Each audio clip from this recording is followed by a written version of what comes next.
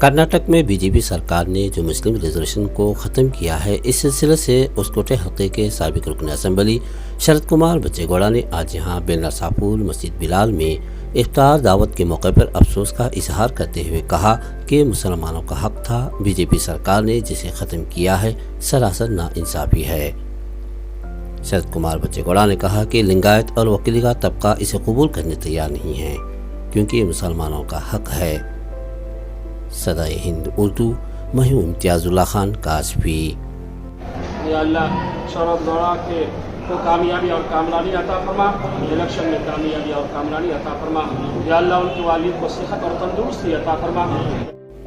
इस सिलसिले से शरद कुमार बच्चेगौड़ा ने सदाए हिंद उर्दू से बात करते हुए बताया कि आए दिन कर्नाटक में मसाइल पैदा होते रहे हैं, कभी हिजाब, कभी हलाल, कभी अजान।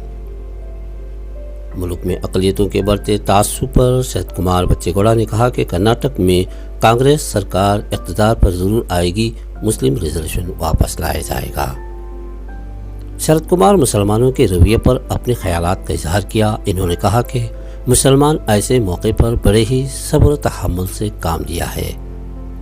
माह रमज़ान मुबारक अमन व शांति, प्यार, मोहब्बत, इबादत, भाईचारगी, रमज़ान मुबारक की बुनियादी बातों के मुताबिक शरद कुमार ने अपने ख्यालात का इजहार किया। इस मौके पर होसकोटे ब्लॉक कांग्रेस सदर डॉक्टर सगीर अहमद नूरुल्लाह ने रमज़ान मुबारक के एहतराम में अपने गांव बेलनरसापुर मस्जिद बिलाल में इफ्तार दावत का एहतमाम किया। शरद कुमार बच्चेगौड़ा, शेखर गौड़ा आए मेहमान हिंदू भाइयों का इस्तकबाल करते हुए इन्हें खाना खिलाया गया। इस मौके पर डॉक्टर सगीर अहमद नूरुल्लाह और मोहम्मद फारूक ने इंसानियत का पैगाम आम करते हुए शरद कुमार बच्चेगौड़ा इनके तमाम साथियों को मस्जिद ले गए, दुआओं का एहतमाम किया। इंतजामिया के तौर पर डॉक्टर सगीर अहमद नूरुल्लाह ने अपने साथियों के हमरा नंदगुली हुबली कांग्रेस मेनाटी सदर जनाब मोहम्मद फारूक, बेलनरसापुर ग्राम पंचायत रुकन मोहम्मद महमूद शरीफ, मंसूर अली खान, शादाब, आफाक खान और आसिफ अफान खान तबरेज दीगर के साथ प्रोग्राम को कामयाब बनाया। सदाए हिंद उर्दू, मैं हूं इम्तियाजुल्लाह खान काशफी। ಇವತ್ತೇನು ನಾವು ನಮ್ಮ ಎಲ್ಲ ಮುಸಲ್ಮಾನ್ ಬಾಂಧವರ ಜೊತೆಗೆ ನಾವಿವತ್ತು ರಂಜಾನಿನ ಪವಿತ್ರವಾದಂಥ ಒಂದು ತಿಂಗಳನ್ನ ನಾವಿವತ್ತು ಆಚರಣೆ ಮಾಡ್ತಾ ಇದ್ದೀವಿ।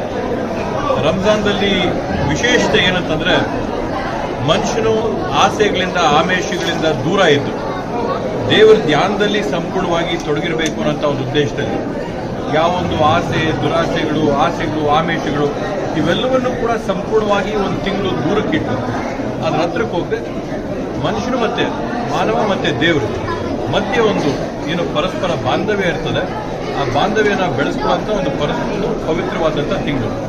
ಈ ತಿಂಗಳಲ್ಲಿ ನಾವೆಲ್ಲ ನೋಡಿದಂಗೆ ನಮ್ಮ ಮುಸಲ್ಮಾನ್ ಬಾಂಧವರೆಲ್ಲರೂ ಕೂಡ ರೋಜಾನ ಆಚರಣೆ ಮಾಡಿ ಬೆಳಗಿನ ಜಾವದಿಂದವರೆಗೂ ಸಂಜೆವರೆಗೂ ಉಪವಾಸನ ಆಚರಣೆ ಮಾಡಿ ಇವತ್ತು ನಮಾಜ್ ದಿನಕ್ಕೆ 5 ಬಾರಿ ಮಾಡಿಕೊಳ್ತಾ ಬಂದಂಥದ್ದು ನಾವೆಲ್ಲ ನೋಡಿದ್ದೀವಿ।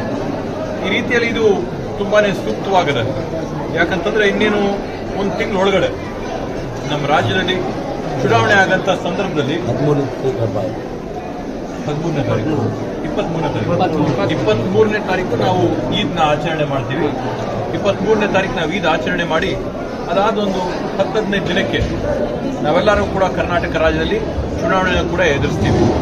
ಯಾವ ರೀತಿಯಲ್ಲಿ ರಂಜಾನ್ ತಿಂಗಳಲ್ಲಿ ನಾವು ಆಸೆ ಆಮಿಷಗಳನ್ನ ದೂರ ಇಟ್ಟು ನಾವು ದೇವರ ಧ್ಯಾನ ಮಾಡಿಕೊಂಡು ಒಳ್ಳೆಯದರ ಬಗ್ಗೆ ನಾವು ಯೋಚನೆ ಮಾಡ್ತೀವೋ, ಚುನಾವಣೆ ಆಗಂಥ ಸಂದರ್ಭದಲ್ಲಿ ಕೂಡ ಈ ಬಾರಿ ನಾವೆಲ್ಲರೂ ಕೂಡ ಆಸೆ ಆಮಿಷಗಳನ್ನ ದೂರ ಇಟ್ಟು ನಮಗೇನು ಒಳ್ಳೆಯದು, ನಮ್ಮ ಸಮುದಾಯಕ್ಕೆ ಏನು ಒಳ್ಳೆಯದು, ನಮ್ಮ ಜನಾಂಗಕ್ಕೆ ಏನು ಒಳ್ಳೆಯದು, ಬರೀ ಈ ತಲೆಮಾರಲ್ಲ, ನೆಕ್ಸ್ಟ್ ಜನ್ರೇಷನ್ಗೆ, ಇಲ್ಲಿರೋಂಥ ಚಿಕ್ಕ ಮಕ್ಕಳಿಗೆ ಯಾವ ಥರದ ವಾತಾವರಣ ಇರಬೇಕು ಅನ್ನೋದ್ರ ಬಗ್ಗೆ ಯೋಚನೆ ಮಾಡಿ ಆಲೋಚನೆ ಮಾಡಿ ನಾವು ಮತದಾನ ಮಾಡೋಂಥ ಕೆಲಸ ಈ ಬಾರಿ ಮಾಡಬೇಕಾಗ್ತದೆ।